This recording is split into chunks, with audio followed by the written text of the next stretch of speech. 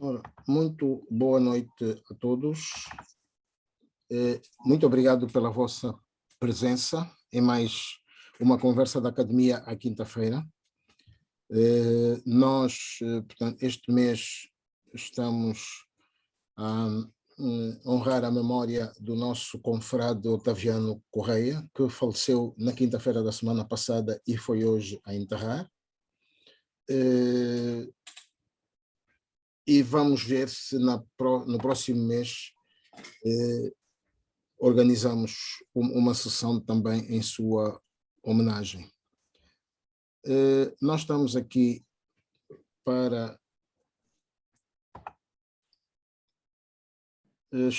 reunidos hoje para falar de demografia. Vamos falar sobre desafios e oportunidades da atual dinâmica demográfica angolana. É conferencista o Dr. Luís Acácio Afonso, que vai ser depois apresentado, é demógrafo. Neste momento, eu quero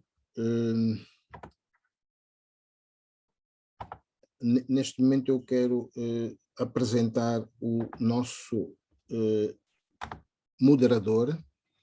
O moderador de hoje chama-se Aníbal Simões, é psicólogo social. Na sua qualidade de psicólogo e de escritor, é membro fundador da Academia Angolana de Letras, trata-se do escritor Chikakata Mbalundo. Ora bem, Aníbal Simões, conforme eu disse, é psicólogo, tem doutoramento em psicologia pela Universidade do Minho, é professor associado na Faculdade de Ciências Sociais da Universidade Agostinho Neto. Enquanto escritor natural do Bailundo, tem uma série de livros.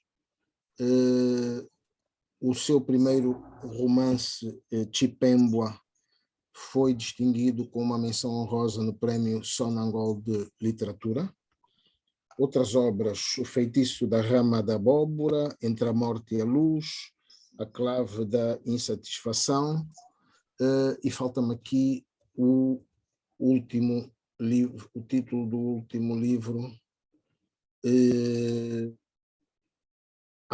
Não, é a Clave da Insatisfação, acho que já referi, sim, já referi.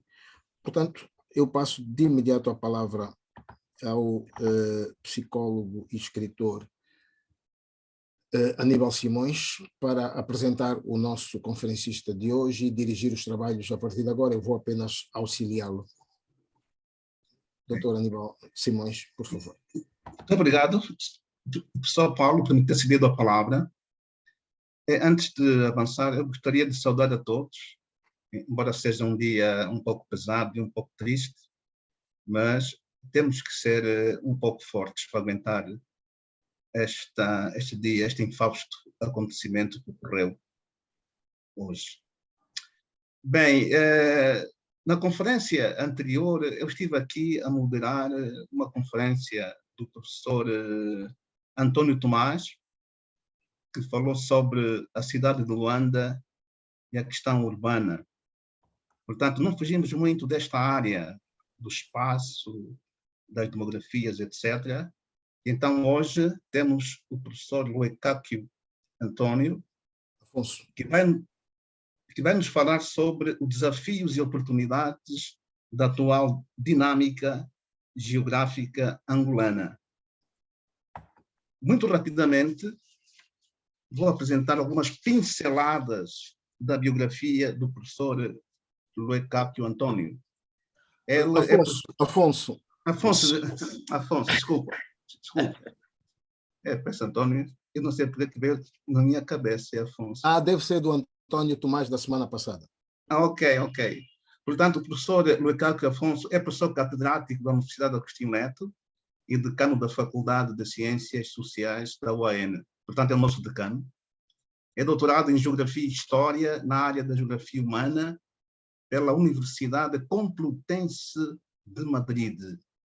Leciona na Faculdade de Ciências Sociais, a nossa faculdade, as disciplinas de Demografia e Geografia Humana, quer a nível da graduação e quer a nível da pós-graduação. É muito prolífero na publicação de artigos e materiais, e temos a destacar artigos na área da população e outros como a dinâmica demográfica, os processos migratórios e organização territorial. Portanto, é a sua área predileta em termos de investigação.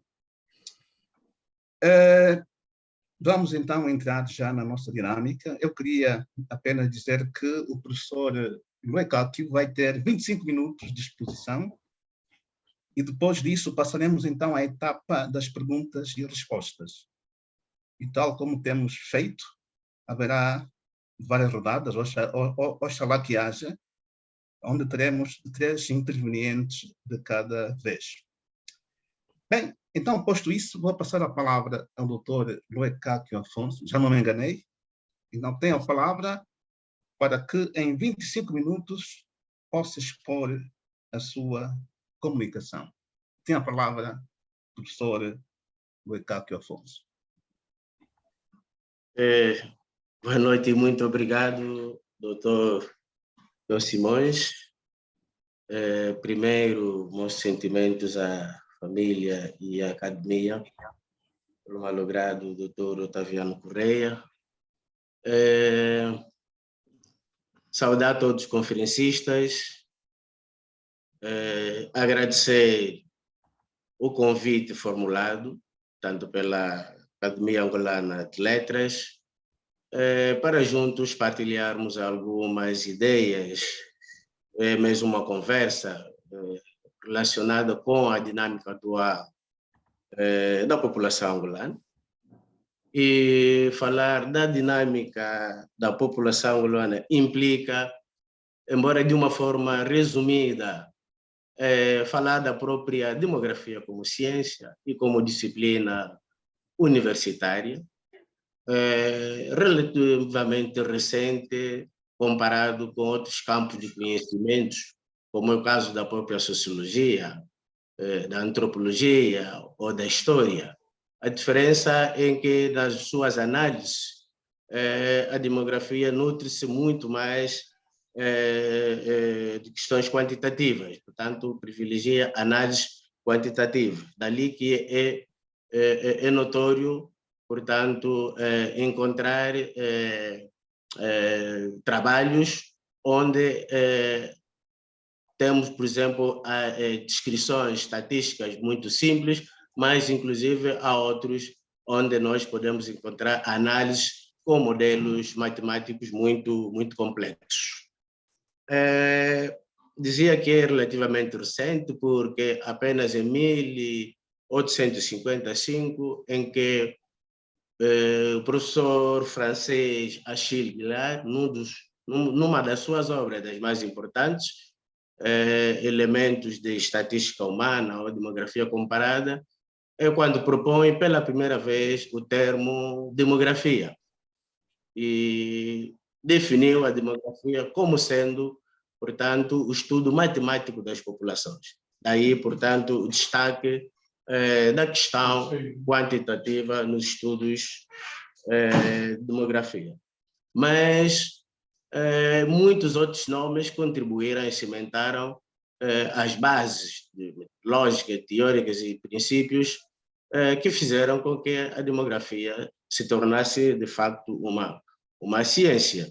Nos referimos, por exemplo, de Thomas Robert Malthus, que numa das suas obras, das célebres obras, sobre ensaio sobre o princípio da população, editado em 1798, estabelece pela primeira vez a relação existente entre o crescimento da população e o crescimento da produção, principalmente da produção de alimentos.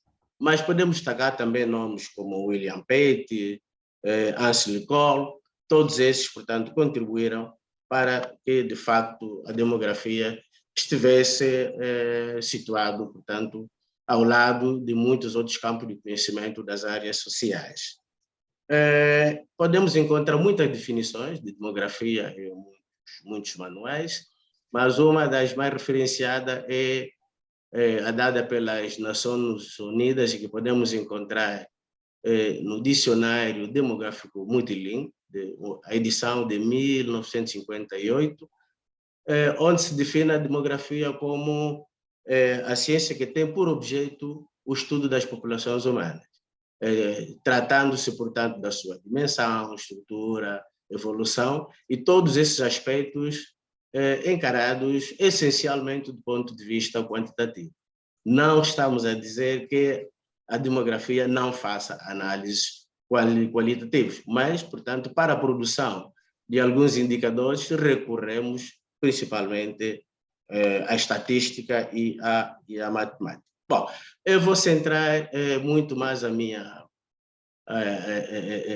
conversa nas três principais variáveis que descrevem a situação de uma população num determinado momento de tempo.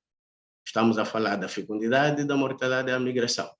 Este, portanto, é que define o que é a dinâmica demográfica.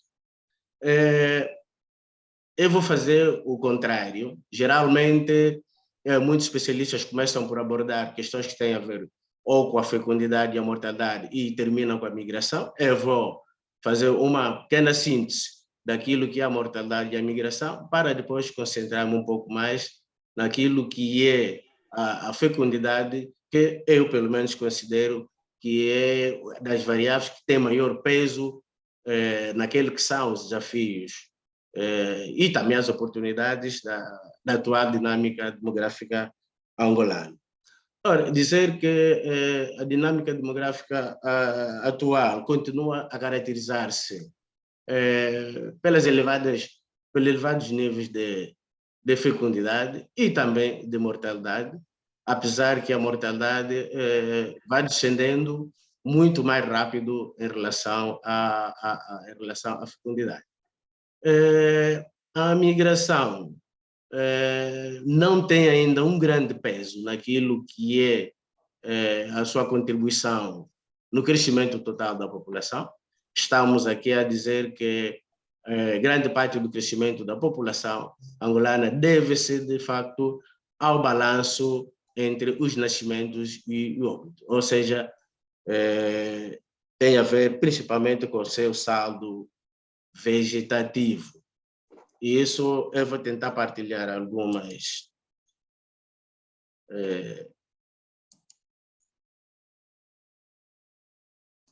algum gráfico que neste momento não me sai compartilhar, não sei porquê, mas pronto, já tenho aqui o gráfico, portanto... Já autorizei. Ok, muito obrigado, Dr. Paulo. São poucas representações, mas é próprio da demografia. Isso é para que, de facto, nos possamos situar melhor. Se estão a visualizar o que tenho é a evolução dos componentes da dinâmica demográfica, do período de 1950 até 2020, nota-se claramente que a mortalidade descende muito mais rápido em relação à natalidade, e isto nos dá, portanto, como resultado, um elevado saldo vegetativo. Não vejo aqui. Não estamos a ver o gráfico.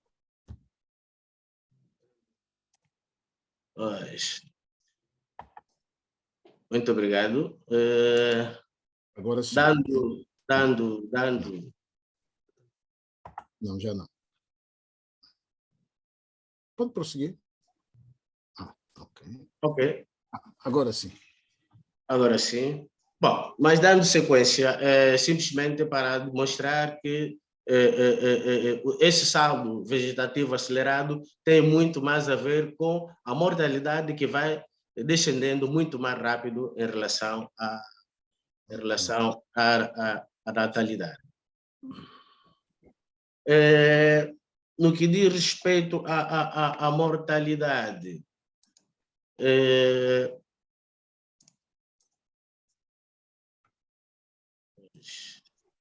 estou com dificuldade de partilhar o gráfico. Bom, a mortalidade, os níveis de mortalidade registrados em Angola até agora, pelo menos até os últimos 20 anos, apesar dessa tendência decrescente que já disse, continuam, portanto, ainda a situar-se entre os mais elevados da nossa região. A mortalidade infantil, de facto, é a que registrou uma caída muito mais acentuada em relação à mortalidade de menor de 5 anos, mas ao afirmarmos que continua, portanto, estar entre as mais altas, esse elemento nós nos aferimos quando avaliamos, por exemplo,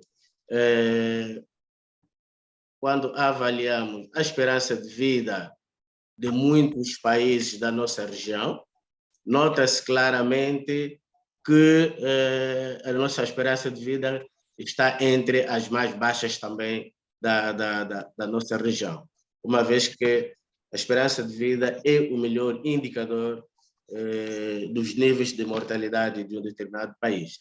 Isso também, portanto, vai ter alguma consequência no posicionamento do nosso país em relação ao índice de desenvolvimento humano.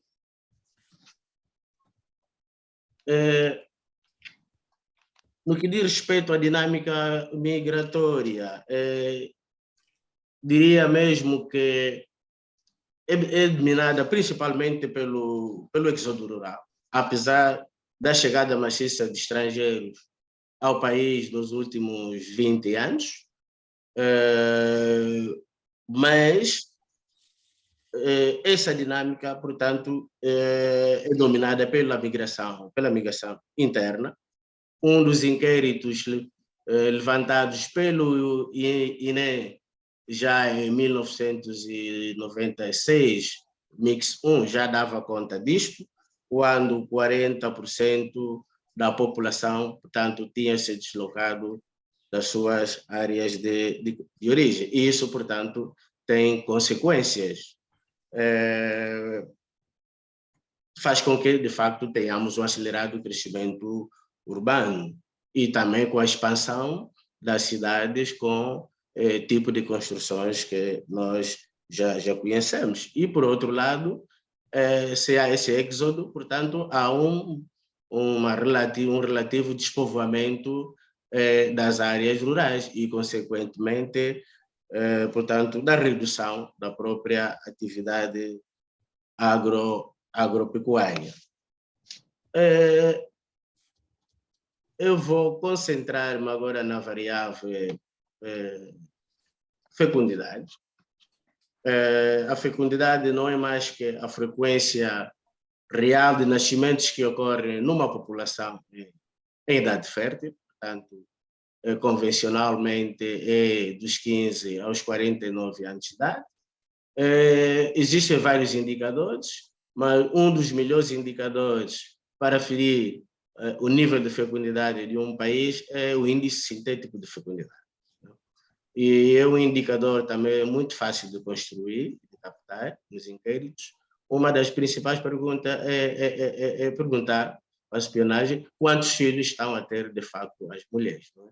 E, nesse caso, estamos a referir-nos às mulheres angolanas. Não é? Esse indicador mede apenas, apesar de que, pronto, é apenas intenções reprodutivas, mas vai medir o número médio de filhos que teria uma mulher durante toda a sua vida reprodutiva. E como poderemos ver no gráfico, esse valor situava-se em 7 filhos por mulher já na década de 60, a 5,7, portanto, ou seja, 6 filhos.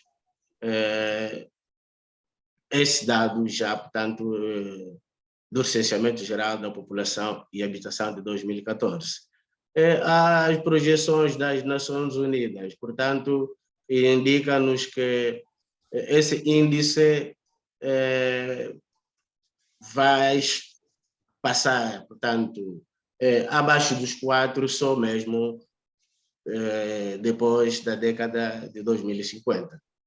Portanto, agora, a questão é mesmo essa que eu colocava. Quantos filhos estão a ter? E a que se deve, portanto, esse elevado número de filhos? Ora, nós pensamos que o padrão atual de fecundidade em Angola tem muita relação, tem muito mais a ver com fatores culturais.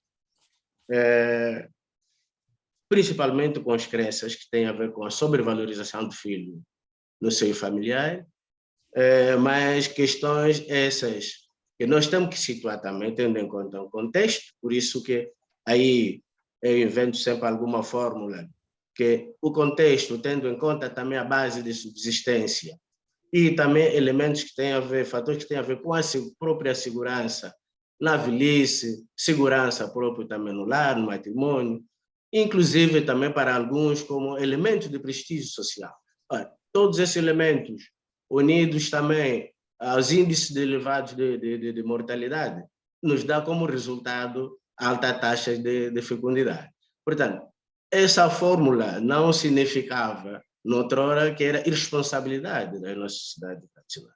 Então, eles sabiam, de facto, combinar a fecundidade com níveis elevados de mortalidade, sabiam relacionar a fecundidade com meios de produção, portanto, no contexto em que se exigia abundante mão de obra para a economia familiar.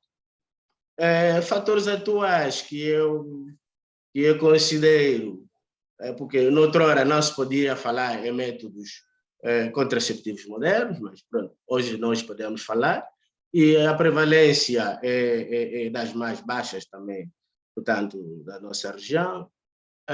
Podemos também falar do início da atividade precoce, da atividade sexual precoce dos jovens e também, consequentemente, os riscos, não é? A probabilidade de uma primeira gravidez, é muito sério. Ora, que consequências derivam-se desses níveis de fecundidade, unidos, portanto, à mortalidade que vai descendendo muito mais rapidamente. O que nós vamos ter é um acelerado crescimento da população, como se pode observar, portanto, neste gráfico. Se em 1970 a população recenseada era de apenas 5,6, essa população, portanto, até hoje vai duplicando quase de 20 em 20 anos. Esse já o estimava o doutor Colasso num dos seus trabalhos.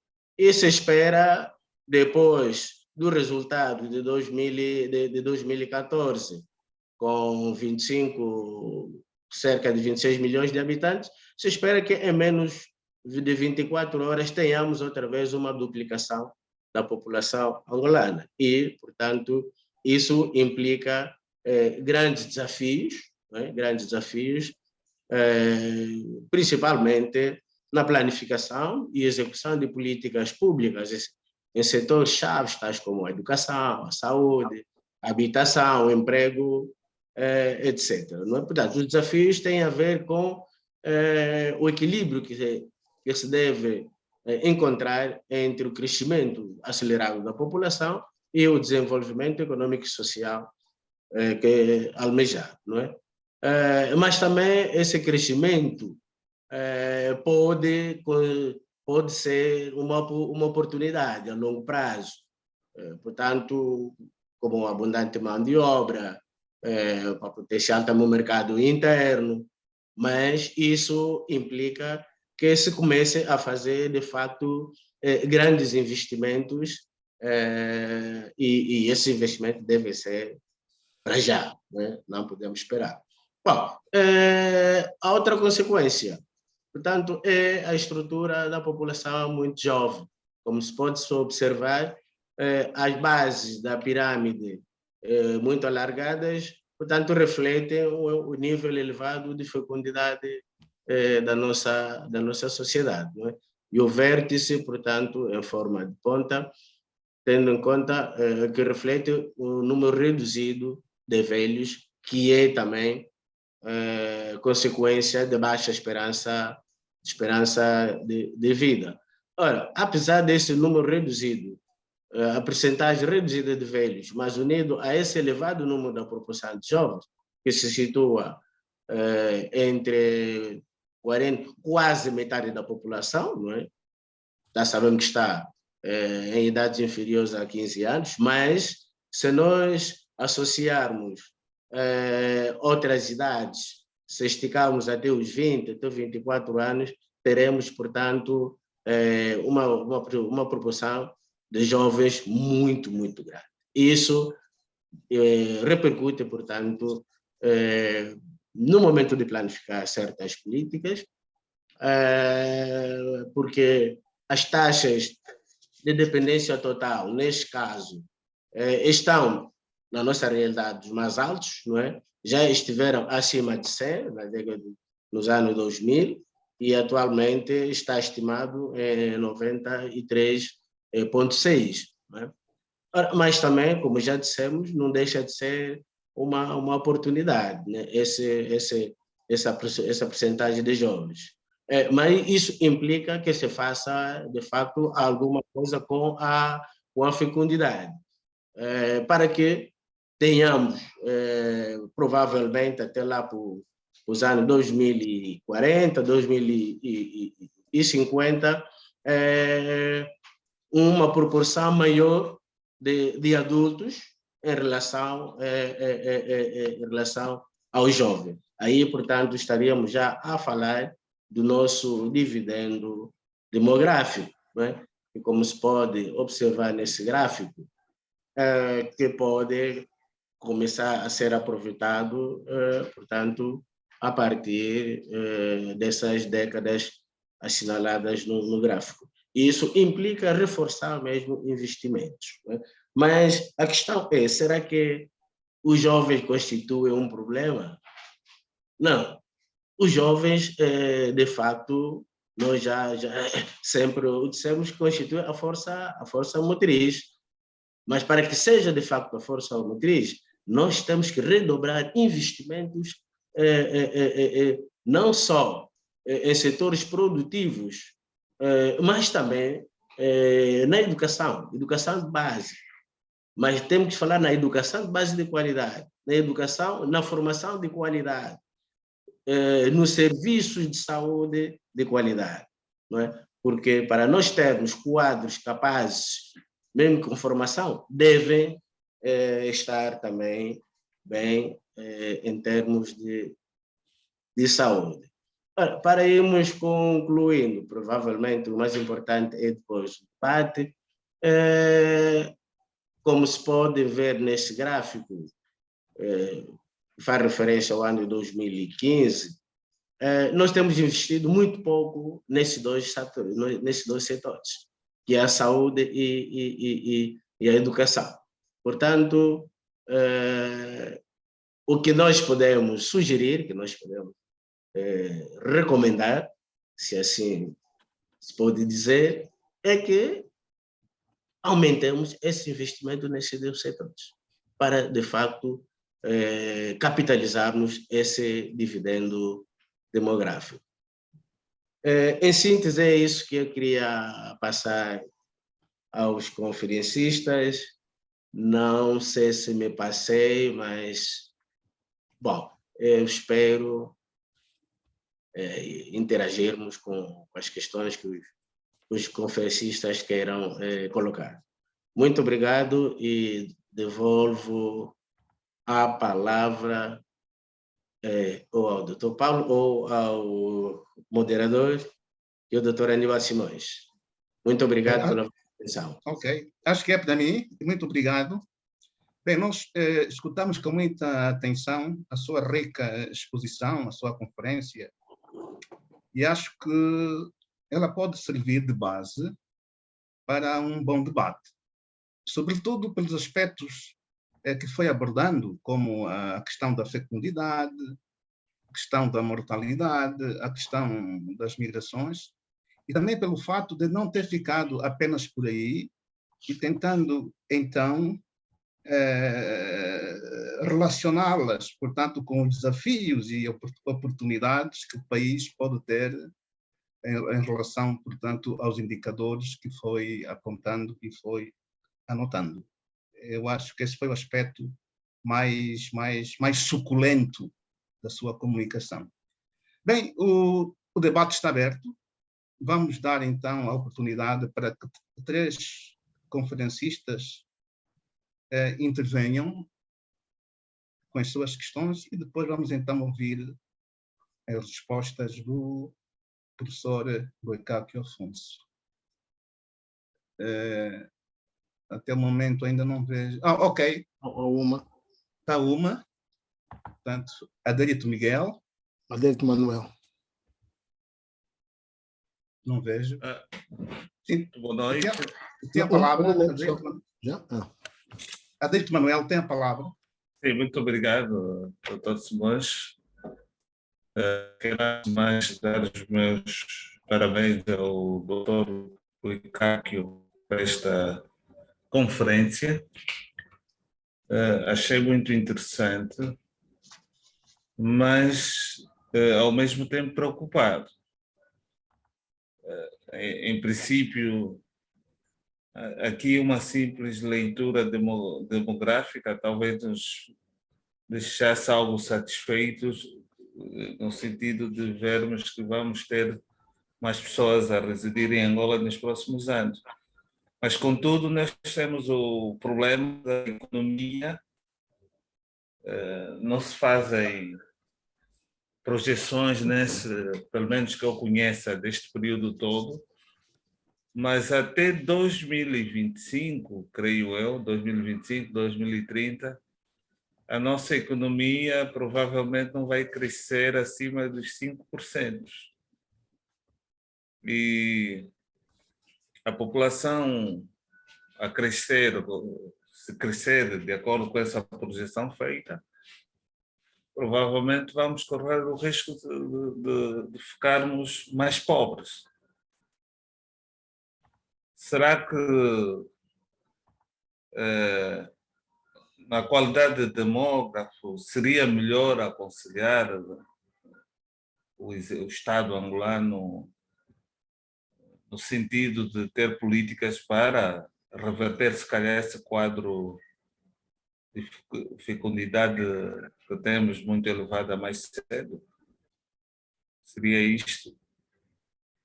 Como é que vamos resolver essa relação entre crescimento econômico e crescimento demográfico? Esta é a minha questão inicial. Sim. Ok, obrigado. Está mais uma mão levantada, de Bumbo de Castro. Tem a palavra. E depois... Bumba. Sim, Bumba de Castro. Já estou a ver muito mal, não sei porquê. Depois, então, o professor Paulo. É a idade. Bumba de Castro, desculpa. Boa noite, caros conferencistas. Boa noite, doutor Aníbal Simões.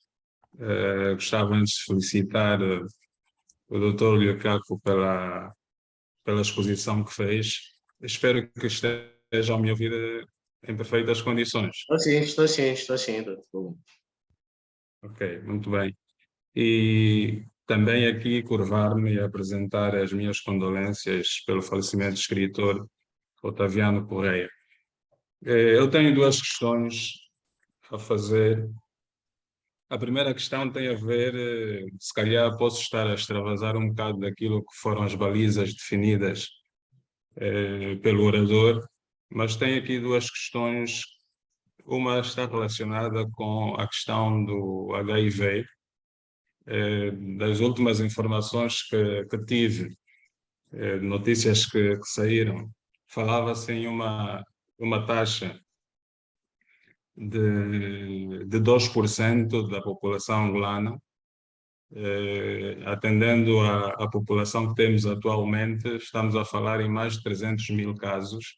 É óbvio que hoje as pessoas controlam a doença, já não há problema, há os retrovirais, mas nós temos um país muito desigual, uma vulnerabilidade social elevada, é uma pobreza extrema, e dá-me a impressão que é uma situação que não, há algum tempo esta parte, por força de outras situações, nomeadamente o Covid, não se tem falado muito sobre a transmissibilidade do HIV e, sobretudo, nas populações mais jovens e mais pobres. Disse aqui da fecundidade, do início da atividade sexual muito cedo dos jovens estes muito desprotegidos, com problemas sérios econômicos.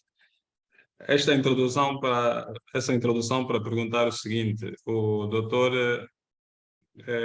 acha que com esta taxa de 2% é possível, do ponto de vista demográfico, ter alguma alteração, comprometer eventualmente a evolução da população angolana ou ter algum déficit naquilo que é, digamos, a população ativa no futuro?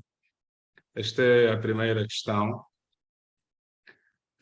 A segunda tem a ver com a distribuição espacial da população angolana, sobretudo na dicotomia rural-urbano. Os dados de 2014, saídos em 2016 do INE, apontavam já para dois terços da população de Angola viverem no casco urbano e quase 60% a viver em 5 cidades, nomeadamente Luanda, Lubango, Benguela, Huila e Lubito. Não tem estado a ver políticas, ações que visam reverter esse quadro. Eu gostava de saber do doutor o que é que podemos ter daqui a mais alguns anos. Penso que é uma tendência que vai se agravar, né? Que implicações é que isso depois pode trazer no próprio desenvolvimento do país e na distribuição socioespacial das populações a nível do país. Muito obrigado pela atenção. Ok, obrigado. Vamos então encerrar esta rodada ainda com mais uma intervenção do professor Paulo Carvalho. Acho que levantou a mão, tem a palavra. Sim, mas eu dou primazia às outras pessoas. Ok, muito bem, obrigado. Então eu passo a palavra ao João André.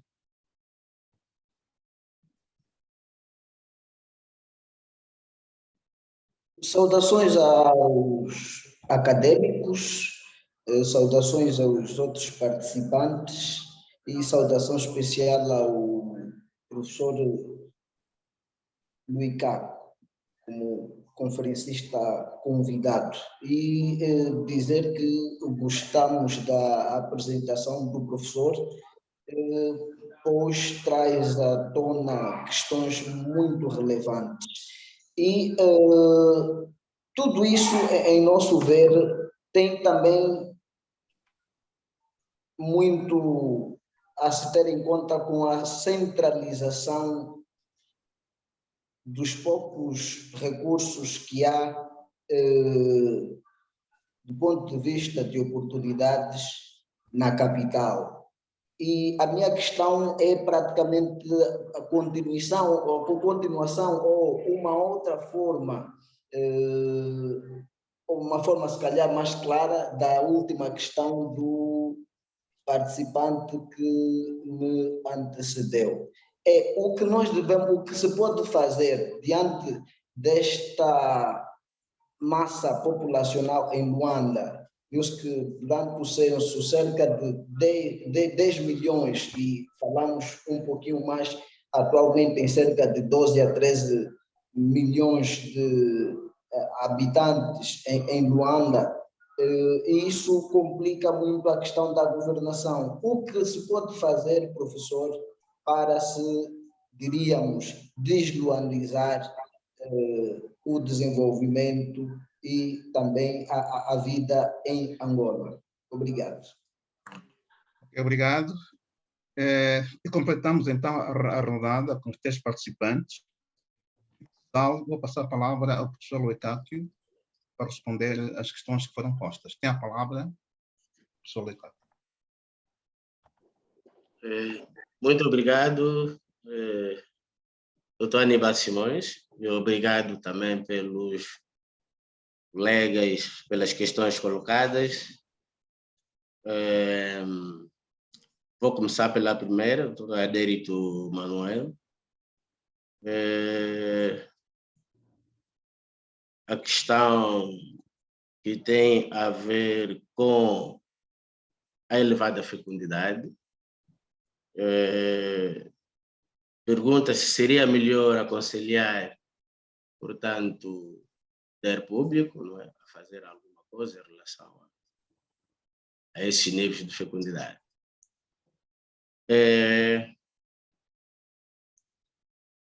A minha resposta é sim,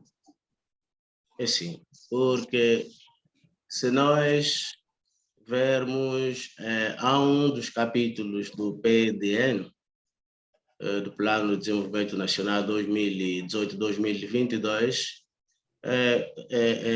fala da política de população. E aí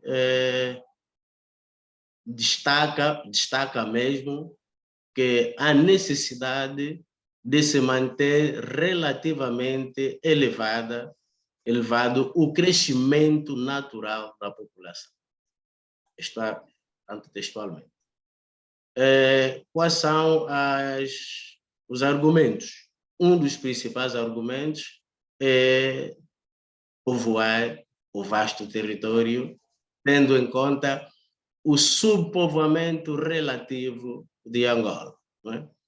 Com densidades populacionais das mais baixas da nossa região. Mas nós sabemos que esse não pode ser o único argumento.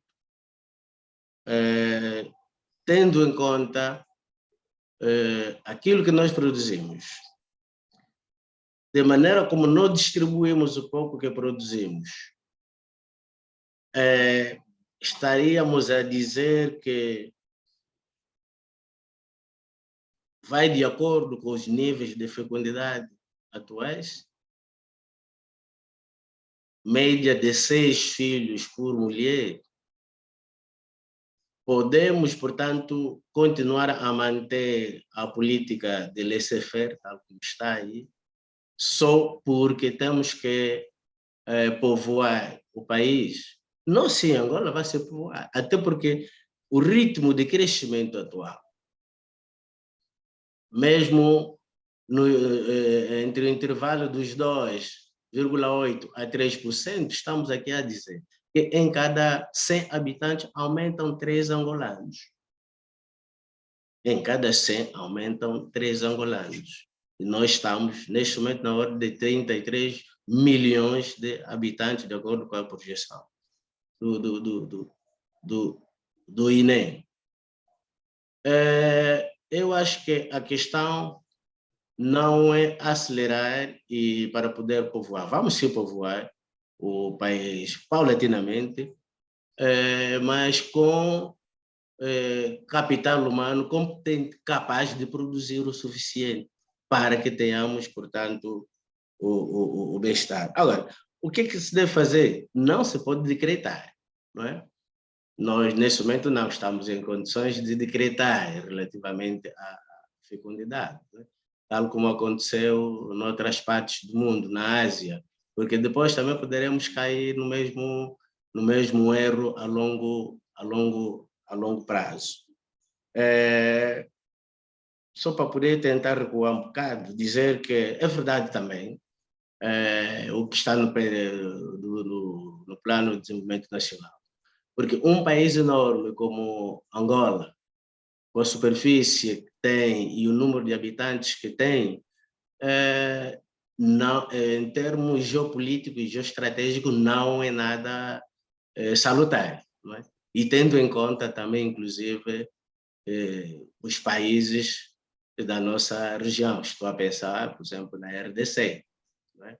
Tanto a população de Angola cabe 3 vezes na população, 3 ou 4 vezes na população da RDC. Okay. Mas o que se pode fazer? Pensamos nós que temos que produzir informação. Não é? A componente informação, educação e comunicação deve funcionar para que, de facto, as pessoas possam optar qual é o padrão de fecundidade, se é de alta ou de baixa, em função também da sua realidade econômica e social. Portanto, é por aí onde vai a nossa reflexão. Relativamente ao Dr. Bumba de Castro, Dr. Castro, se esses níveis essa proporção da população se pode peligrar o futuro, por mais que fosse 1%, tendo em conta o nível, o ritmo de contaminação, se esse nível se mantiver a longo prazo, claro que pode, de facto, pôr em risco o potencial de população ativa que esse país necessita para o seu desenvolvimento. Essa última questão, junto com a que colocou João André, uma questão muito complexa mesmo. Parece de uma resposta muito simples, teoricamente é mesmo simples, mas na prática, pelo menos naquilo que nós já fomos observando, provavelmente não é assim, ou provavelmente os modelos que nós temos aplicado não sejam os adequados, ou temos aplicado mal.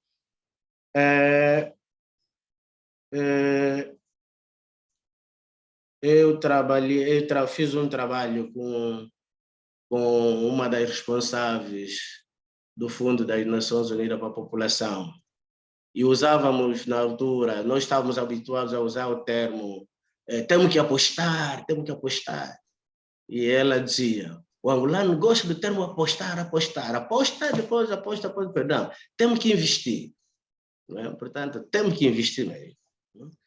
Agora, temos que investir aquilo que disse o João André, temos que descentralizar esses investimentos, não é? O país é grande.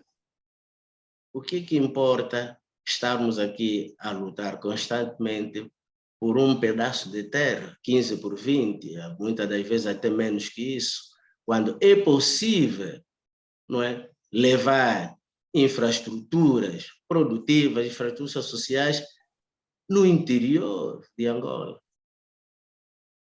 Por que temos que estar a construir cidades satélites quando, de facto, se pode construir grandes cidades também no interior, acompanhadas, claro, de infraestruturas produtivas e sociais? Eu acho que é isso sim. Não podemos apostar, temos que investir. Temos que investir. Eu penso que é por ali, porque a população já está distribuída. Agora, redistribuir a população não é uma tarefa fácil. Porque nos dizem sempre, por que as pessoas não voltam nas suas áreas de origem? Se eu, desde aqui de Luanda, consigo sobreviver diariamente vendendo um mínimo e conseguir 100, 200 ou 1000 kwanzas, e consigo levar alguma coisa em casa, está a pedir-me para eu voltar para o interior, onde, de facto, terei que recomeçar e dizer, sem bases. Portanto, pensamos nós que é por ali, que tem que se investir muito mais, portanto, naquelas áreas não habitadas e que tenha potencialidade. Por isso que deve-se fazer primeiro grandes estudos antes de fazer esse tipo de investimento. Doutor Aníbal Simões, Obrigado. não sei se satisfez as questões dos... E muito obrigado mesmo, muito obrigado. Há duas mãos levantadas. A Eufrazina Paiva, desapareceu, eu não a vejo. E o confrade Paulo Carvalho, acho que vai agora intervir. Estou aqui. Ok, então tem a palavra Eufrazina Paiva. Tá bom. Muito obrigado. Eu queria, antes de mais, agradecer ao convite. Queria felicitar o palestrante pela brilhante apresentação. Para nós que gostamos destas matérias do ambiente, não tem como nós falarmos de ambiente sem pensarmos em população, não é? Porque todas as estimativas dizem que uma das principais razões da degradação do ambiente é o crescimento descontrolado da população. Essa população precisa de recursos naturais, precisa de comer, precisa de se vestir, precisa de casa, de habitação, então tudo isso acaba por pressionar bastante a natureza e, consequentemente, a necessidade de mais uso dos recursos.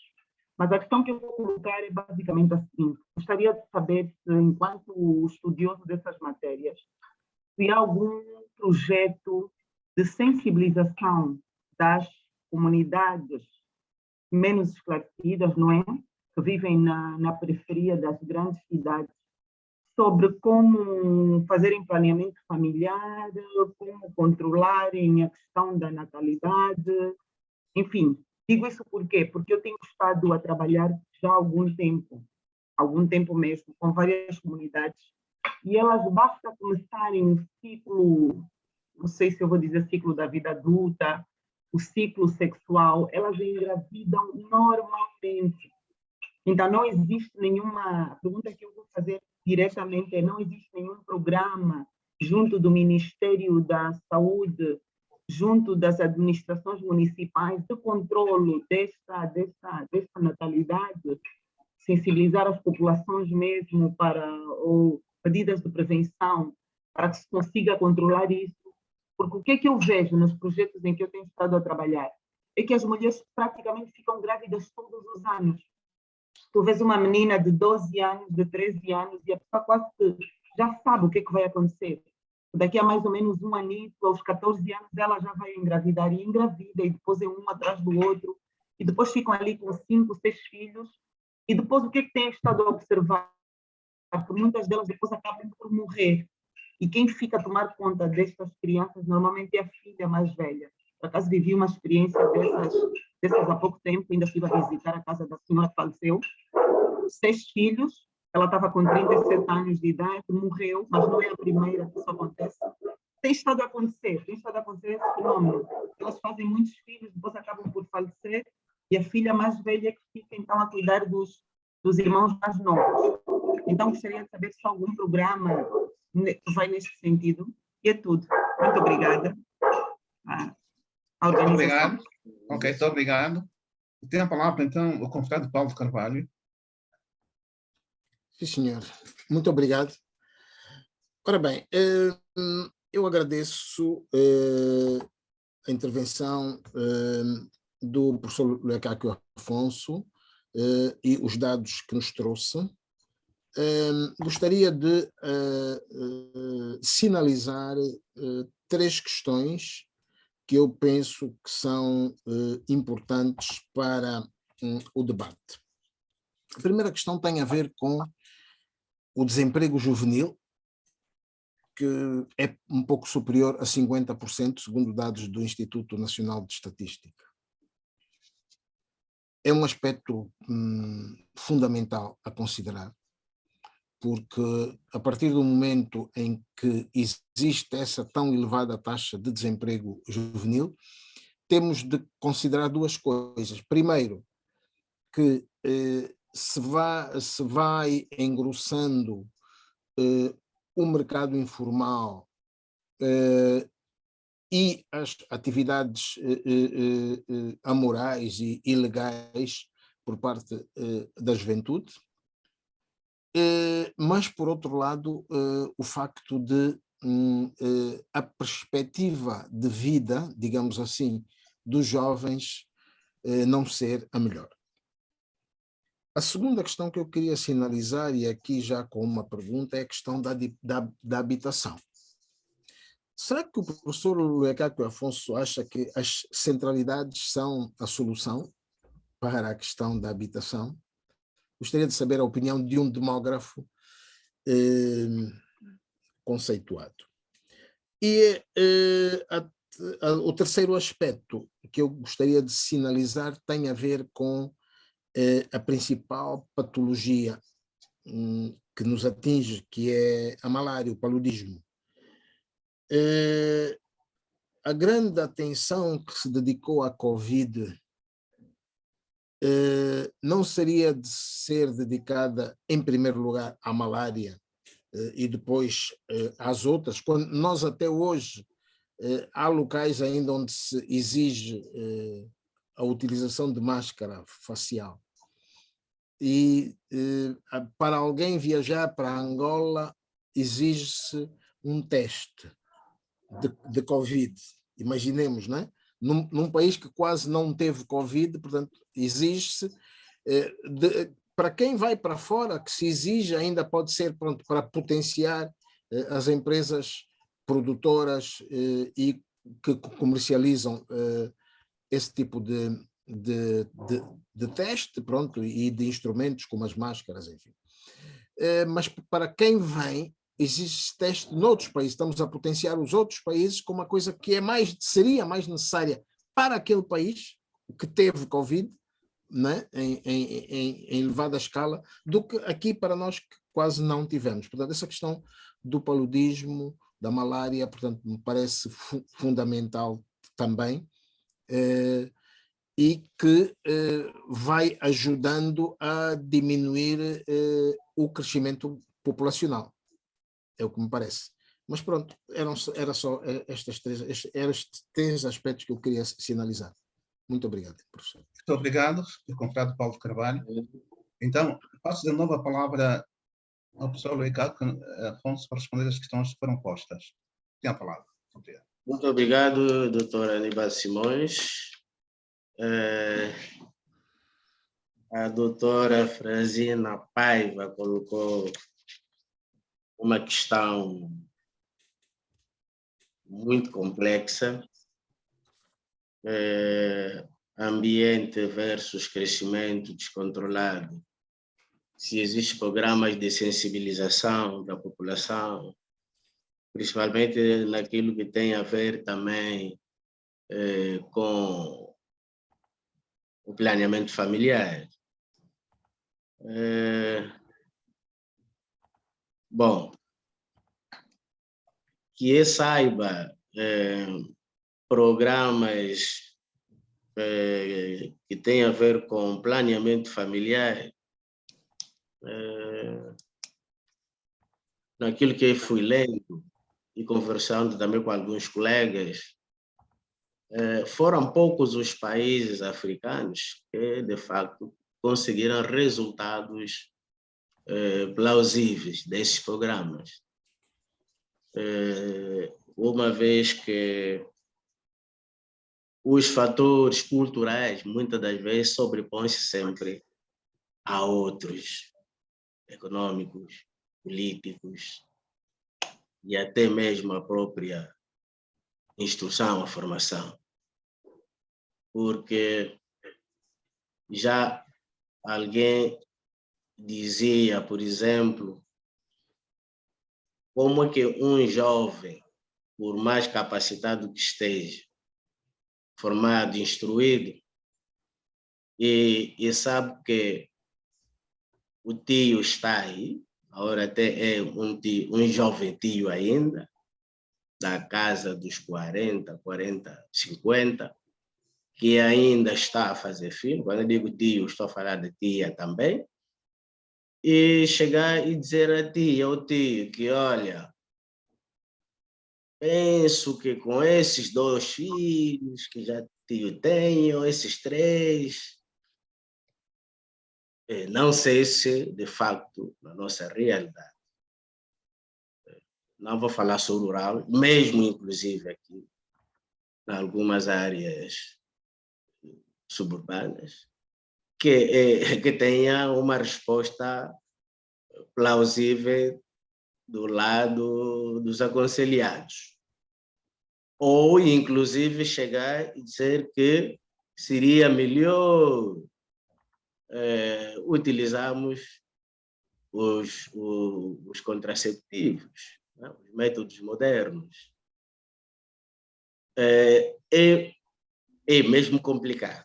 Não estou aqui a dizer que não exista. Existem alguns programas. Inclusive, algumas associações têm feito também esse trabalho. Mas eu penso que não é suficiente, porque temos que continuar a investir mesmo muito mais ainda naqueles 2 setores dos últimos gráficos que eu mostrei. A educação é a base. Porque muitos desses tios que eu estou a dizer, alguns até provavelmente são bem instruídos, podem ser até licenciados.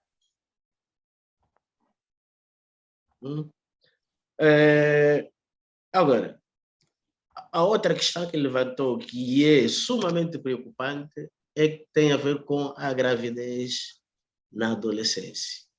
Esse sim, tal como colocou aquela questão do Dr. Bumba sobre HIV, esse sim é um problema que pode condicionar o desenvolvimento do país. Vejam que a nossa razão de sexo é a favor das mulheres. Então, quando uma grande percentagem da população jovem, menina dos 12, 13, 14 anos, ou estão grávidas, ou alguma vez estiveram grávida, ou inclusive já tiveram filho, que futuro nós esperamos dessas crianças? Primeira coisa é que vão ter que largar a escola. Portanto, vão continuar a aumentar a dependência das famílias, porque vem aí uma criança. E nós sabemos, de acordo com as taxas de dependência total que nós vimos e a nossa realidade mesmo, encontrar num agregado familiar composto por 6, 7 pessoas e haver só uma única pessoa que trabalha. Portanto, essa questão da gravidez na adolescência é sim um problema.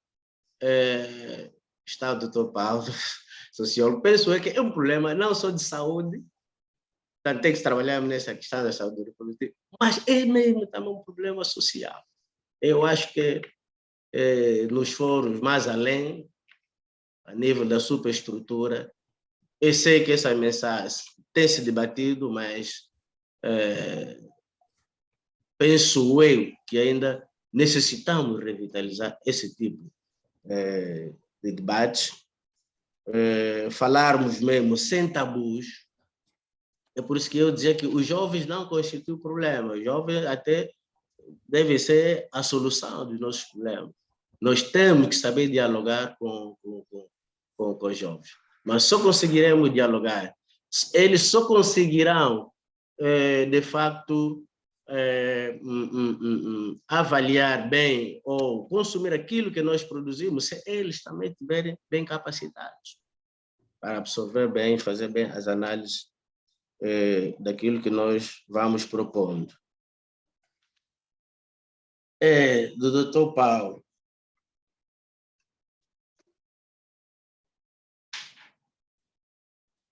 Bom, do desemprego juvenil, 50%, isso é muito complicado mesmo. A solução, tal como a questão da habitação, vai mesmo em potenciar, penso eu, São Paulo, em potenciar o setor empresarial, principalmente aquele tanto dedicado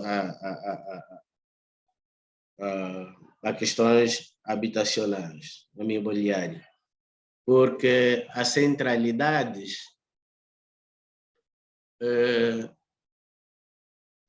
a questão é que há problema de desemprego dos jovens. Os poucos que estão empregados provavelmente também não têm aqueles salários que lhes permitam, de facto, conseguir uma casa numa centralidade. Eu não estou a falar, por exemplo, de casas atribuídas em função dos programas, né? Esse é o assistencialismo. Mas eu estou a falar de que esse jovem que está a trabalhar tem a capacidade, pelo menos, se houver mais oferta, tanto de conseguir custear a sua habitação. E a outra, falamos muito também da autoconstrução dirigida. Talvez também seja uma parte da solução. Mas por mais que nós atribuamos, por exemplo, um pequeno terreno a um jovem de 20, 25 anos, claro que ele vai necessitar construir. Ora, então, aí sim, deveria entrar outro setor, que é o setor bancário. Mas nós também conhecemos as exigências do setor bancário para conceder créditos. Mas eu penso, sinceramente, doutor Paulo, que as centralidades como tal pode ser até uma parte, mas não a solução da questão da habitação dos jovens. Porque primeiro deve passar mesmo pelos empregos dignos, empregos sustentáveis. E quando digo sustentáveis, empregos bem remunerados, que façam com que, de facto, os jovens consigam satisfazer as suas necessidades básicas, entre essas, portanto, esse direito à habitação. E esse é outro problema, a questão da malária e Covid.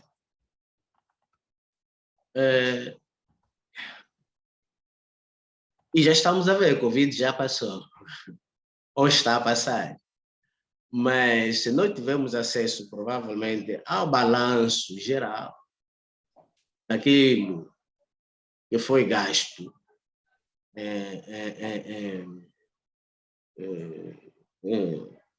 durante essa situação da Covid, provavelmente teríamos investimentos de 5 ou 10 anos de combate à malária, até porque é a principal causa de morte no país. E deve ser uma prioridade. A questão também é como tentar erradicar a malária nos nossos países. Aí recorria também já ao preâmbulo que a doutora Eufrazina Paiva fez. Questão ambiental, questão de educação, porque o problema de saneamento é problema de educação. É problema de educação.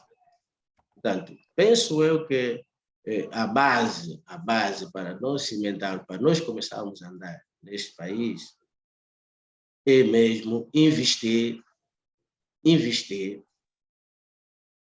mas investir de forma, já me foge o termo, vigorosa na saúde. Na saúde e na educação, principalmente.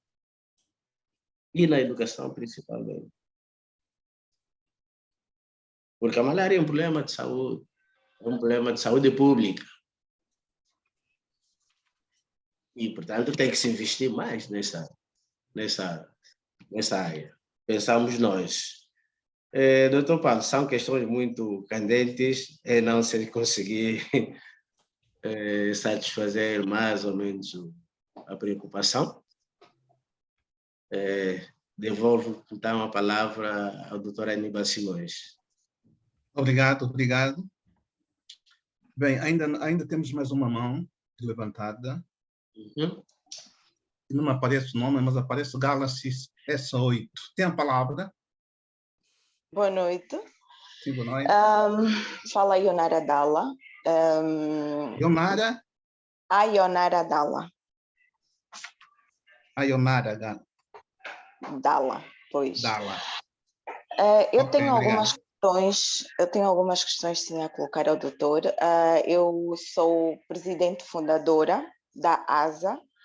A ASA é a Associação dos Zungueiros de Angola. A minha associação vai fazer agora em outubro 1 ano de existência, mas em contrapartida eu já tenho feito alguns trabalhos sociais nesta área. E eu vou ressaltar alguns pontos que foi posto pela doutora Eufrazina e pelo doutor Paulo de Carvalho. Primeiro, com relação ao crescimento. Tal e qual a doutora Eufrazina, eu também faço trabalho, acompanhamento sobretudo mulheres vendedoras, porque nós temos uma estatística que aponta que de 100% de vendedores ambulantes em Angola, 99 são mulheres. Então, eu trabalho sobretudo com as mulheres. E nós temos uma grande evasão escolar, isso todo mundo sabe, e as nossas meninas, as nossas zungueirinhas, tornam-se mães muito cedo.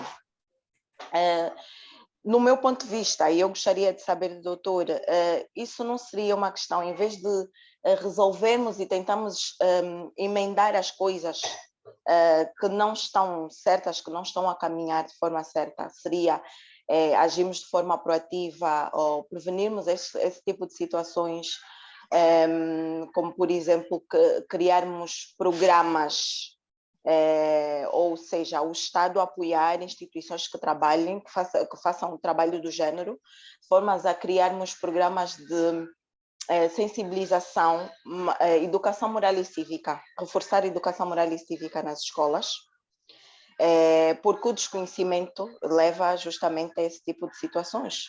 Eu tenho crianças de 10, 11 anos grávidas. E o que acontece depois, salto para o segundo ponto que o doutor Paulo de Carvalho citou, que é a situação do desemprego. Estas crianças são forçadas a começarem o trabalho muito cedo.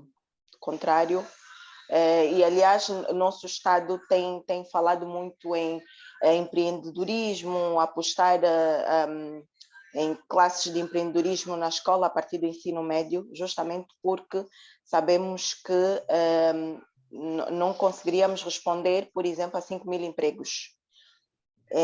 Mas criarmos estes mecanismos, né, que eu posso dizer de subsistência, e desde já dizer que também nós saímos numa estatística de um site da Alemanha em que nós lideramos um gráfico de 43 países, incluindo Estados Unidos da América, Índia, em que faz distinção de dois tipos de empreendedorismo feminino, que é o de tecnologia e o de subsistência. E Angola está com 51%. Ou seja, nós somos o país em que a mulher mais empreende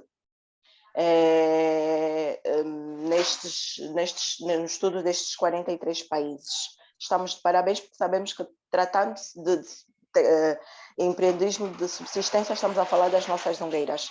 Mas as minhas duas grandes questões o doutor não acha que devíamos começar a trabalhar com as nossas crianças?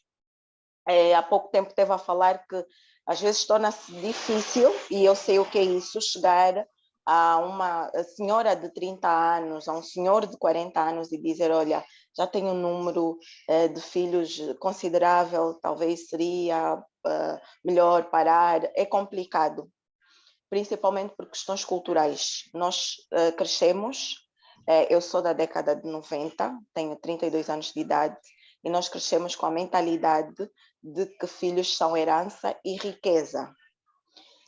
Não deixa de ser, mas nós estamos a viver uma realidade atualmente diferente.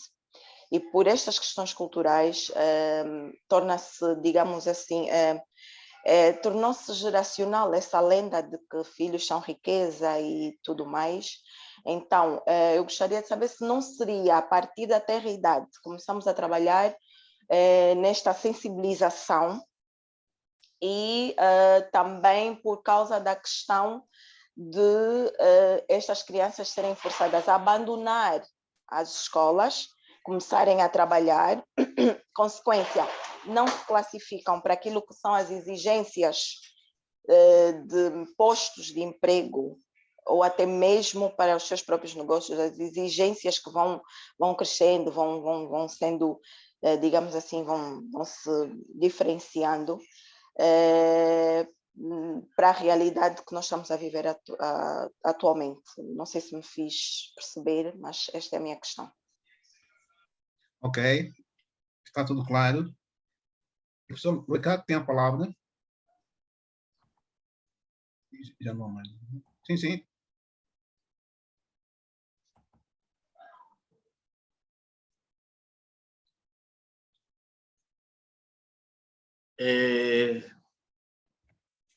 Doutor Aníbal Simões?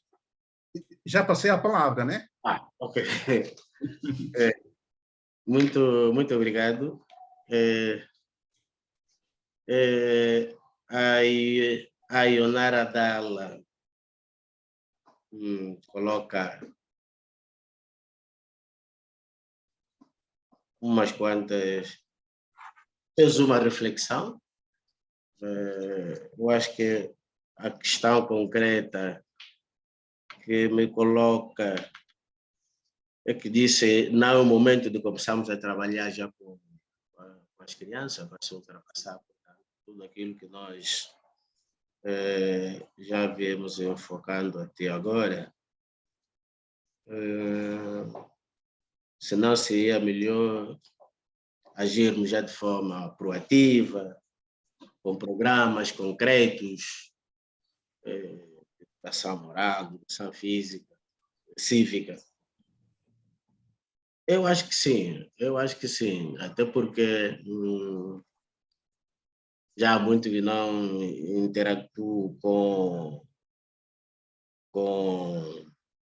o ensino de base, mas eu sei que existe algumas matérias, mesmo logo nas primeiras classes, e que algumas tentam tocar questões, por exemplo, que têm a ver com a educação sexual, que tem a ver com educação para a família, também educação para a saúde. Eu penso que não podemos só reservar esta tarefa, por exemplo, a determinadas entidades. É mesmo uma tarefa de todos nós. E eu vou voltar outra vez na educação, mas nesse caso vou referir-me à educação do berço, porque é ali onde nós temos que começar, não é? Essa questão da educação sexual deve começar mesmo em casa. Isso é para evitar depois problemas também com a escola, porque chega tendo em conta, portanto, a nossa cultura e até, inclusive, o nível de compreensão de muitos de nós, vamos colocar aí, tá? Não quero dizer, a criança, às vezes, na escola, o professor ou a professora lhe ensina uma coisa, quando chegar em casa e tentar reproduzir, estou a falar de questões, por exemplo, de educação sexual, algumas famílias, alguns pais podem interpretar mal. Portanto, nós temos que nos educarmos a nós mesmos também, nós, os educadores. Temos que aprender temos que aprender a educar as crianças, cada um, claro, em função da sua idade. Muitas questões que colocou, principalmente que tem a ver com o empoderamento da mulher, eu penso que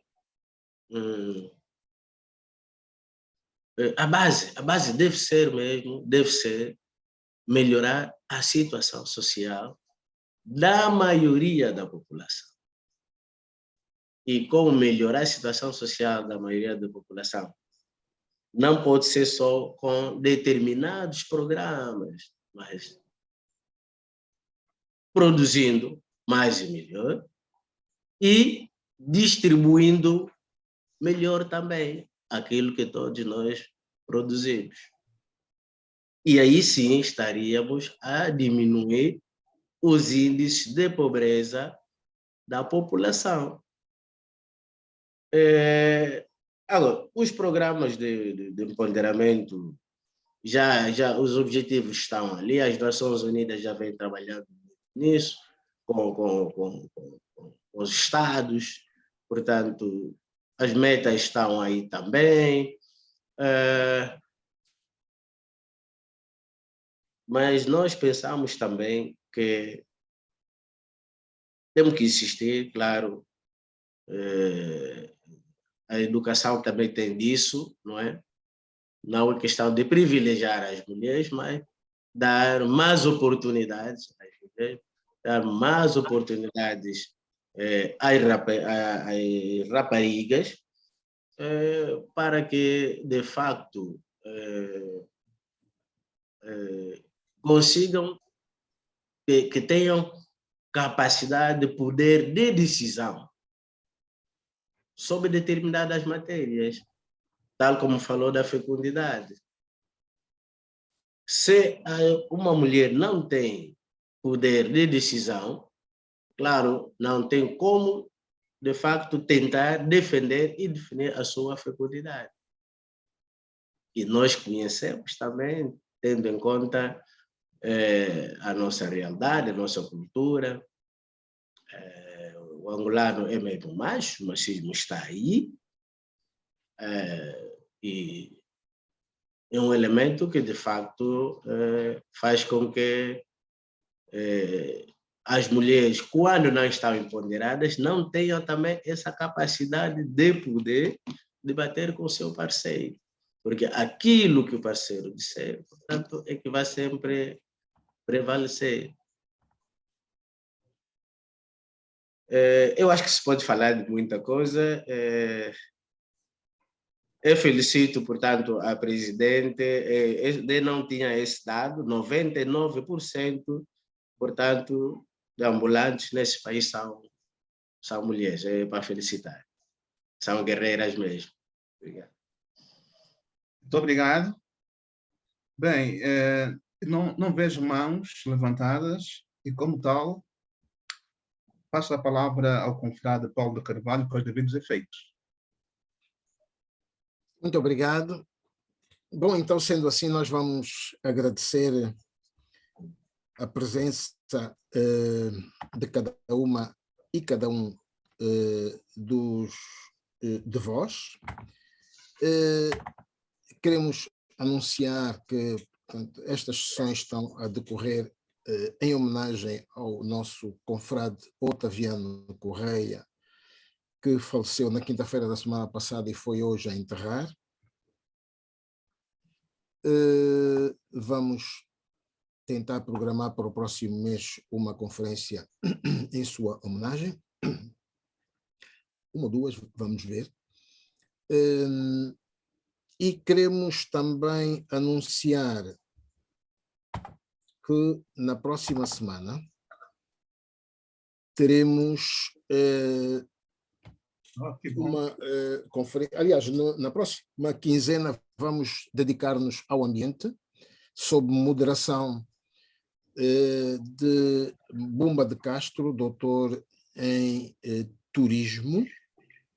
E na próxima semana teremos, em primeiro lugar, a doutora Eufrazina Paiva, que nos vai falar sobre a crise energética mundial e também sobre o equilíbrio ambiental. Portanto, aliás, os dois estão presentes. Neste momento, apenas a doutora Eufrazina Paiva tem o vídeo ligado. O doutor Bumba de Castro, infelizmente, está com o vídeo desligado, portanto, mas acabou de ligar. Aqui está ele, portanto, aqui está a dupla que teremos na próxima semana conosco. Então, vamos agradecer ao professor Loiacáquio Afonso por esta sua primeira conferência. Haverá outras, com toda a certeza. Esta, portanto, tendo sido a primeira, foi mais ampla, mais geral. Depois vamos tratar assuntos específicos da área da demografia. Vamos agradecer também ao Dr. Aníbal Simões, nosso confrade, pela moderação desta primeira quinzena. Vamos procurar tê-lo cá também proximamente, talvez para mais uma conferência.